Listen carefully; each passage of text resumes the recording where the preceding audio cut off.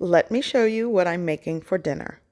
I'm going to show you an easy chicken stir-fry recipe. This is going to be good. So I'm working with a little over a pound of chicken breast. It's 2 chicken breast pieces, and I'm going to thinly slice it. And I'm going to take the back of my knife right here, and I'm just going to gently kind of pound it out just to make the slices of chicken, to make sure they're evenly thin. Some pieces you might not be able to get it as thin as possible, so using this technique kind of helps you get even slices of chicken. Another tip is to slice when it's semi-frozen. All of my chicken is prepped, and now I'm going to show you what I'm going to use to marinate it.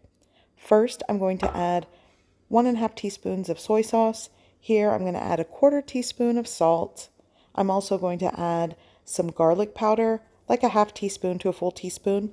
The same amount for onion powder, and this is a granulated onion powder. I'm also going to add some white pepper, probably like 1/4 teaspoon to 1/2 teaspoon, whatever I can eyeball here. Here I have a tablespoon of cooking wine. I'm also adding the white from 1 large egg, and I'm just going to separate the yolk from that.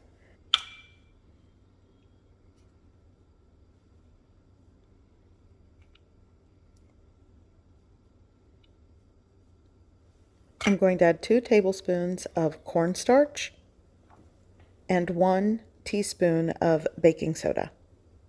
Now I'm just going to give everything a good mix, and you'll want to marinate the chicken for at least 30 minutes. I'm going to go for an hour. I'm going to place it in the refrigerator covered because I have other things to do. I'm going with the simple variety of vegetables today. I'm starting with this is kind of like a medium to large carrot. I've already peeled it, and I'm just going to cut it into thin rounds at a diagonal.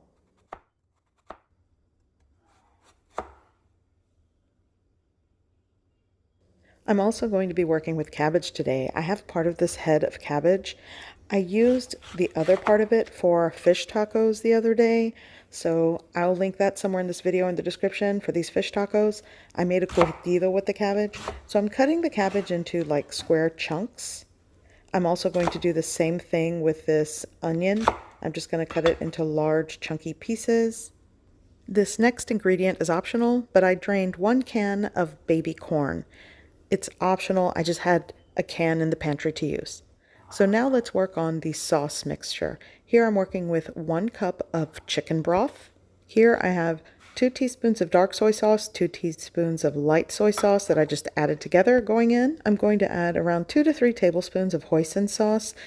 With this sauce mixture, you'll want to taste it for seasoning, flavors, if you want it sweeter, saltier, things like that. It really is up to your palate and preference. So I'm going to go in with about 2 tablespoons of hoisin sauce.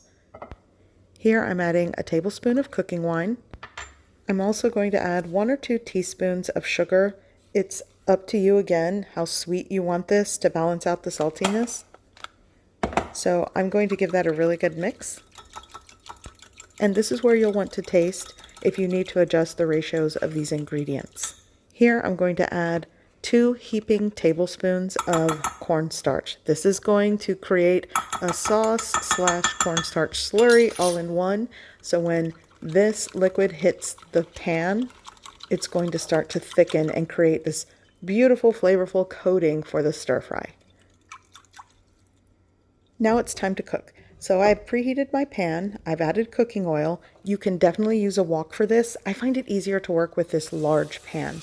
I'm going to add all of my marinated chicken, and I'm going to cook this and make sure I get a lot of browning and saute it over a high heat. Once the chicken has cooked and sauteed and browned, I'm just going to place it into a bowl and set it aside until I'm ready to toss it right back into the pan with the veggies.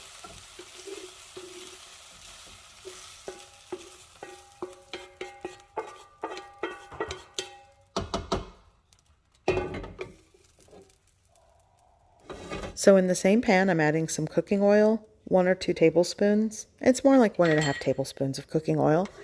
And I'm going to make sure that is preheated. And now I'm going to start working on my veggies and aromatics. I'm starting with the onion. That's going in, and I'm going to give it a quick saute. I'm also going to add the cabbage and the carrot. with a light sprinkling of salt just to help the saute. It's not a lot of salt, maybe a 1/4 teaspoon I'll sprinkle into the pan. And I'm just going to saute and cook this over a high heat for around maybe 3 to 5 minutes. If you still want some snap to the vegetables like the carrots and cabbage and onion, go for about 3 minutes. If you want it on the tender side, take it up to about 5. And it also depends on your heat source. When you are working with a wok, you want it right close to smoke point, so you're working with like a high heat. I'm just using my regular schmegular pan on the stove with my stove as high as I can get it on the largest burner, and do the best you can. Now I'm going to add the baby corn that I had set aside. Again, this is an optional ingredient. I just had one in my pantry and I wanted to use it.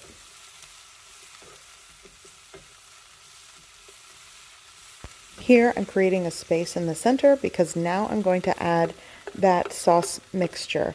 And I want to make sure I create a space so it can hit directly onto the pan, because it will start to thicken with that cornstarch that's added into the mix.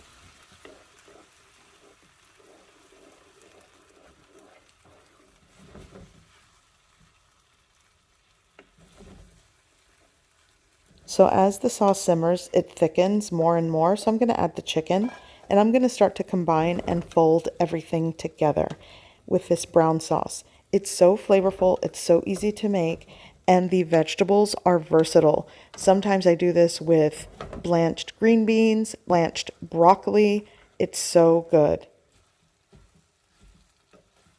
I'm going to shut off the heat, and I'm just going to keep combining and stirring, but this is ready and my kitchen smells amazing.